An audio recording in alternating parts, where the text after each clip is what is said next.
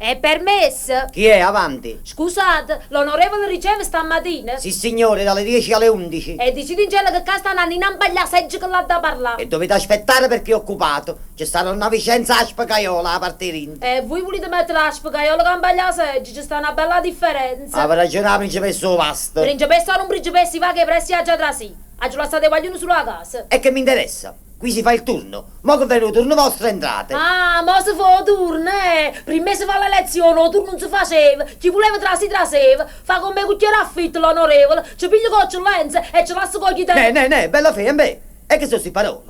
L'onorevole Filitrocchia sa quello che fa. E io saccio quello che dico. Ma che va grinda, ce n'ha già riceve 4 a modo mia, sto figlio in trocchio. Filitrocchia, no figli in trocchio. Io sembra così l'ho chiamata figlio in trocchio e sembra così lo chiamo. Sì, c'è stata penna a porta. Arrivederci, Annare.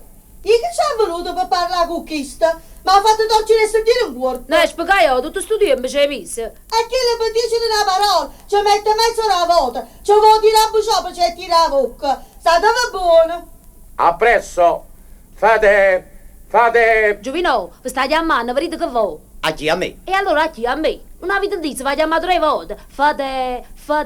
Se non lo facete fornire parlare. Fate entrare un altro. Ah, fate entrare un altro. Io avevo capito un'altra cosa. Avanti, accomodatevi. Buongiorno, onore. Buongiorno. Cosa desiderate? Onore, voi vi ricordate me? Io sono nato in Ambaglia Seggi, vi mirate voto tutta la famiglia mia. E Cocò? No, Cocò non ci stava Mimì e Carmelo Pazzi. Ma no, io dicevo Cocò con questo. E con questo vi sono venuto a dire che voi la promessa non l'avete mantenuta. Quale promessa? Come quale promessa? Voi vi siete scordati quello che diceste quando faceste voi comizio? Io vi darò pane senza lavoro. Debba finire questo strunzionismo. Ostruzionismo, no, strunzionismo. E invece addosso sta? Marito mi sta faticando notte e giorno e a stente ci potremmo accattare un morso e pane. E io cosa ci posso fare? Appunto ieri stetti a Roma e gli 3 voti a cagare. E gli stiamo fino a Roma per fare sto servizio. E ci avete per forza.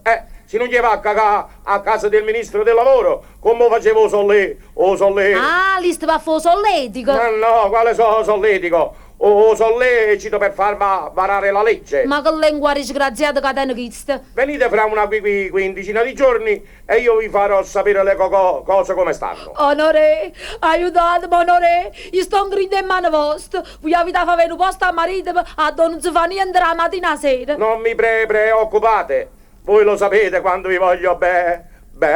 Onore, io sto piegare in da cucina. No, qua pecore. Sono io che sto dicendo qua quando vi voglio bene. Pozza passare guai, dimmi che credo che ero piegare. Poi faccio papà partire un altro espresso davanti a voi. Siete contenti? Grazie, mi dà una bella soddisfazione. A dire la verità, io mi credevo che avevo cacciato a Superbi, perciò sono venuto. Ma quale superbia?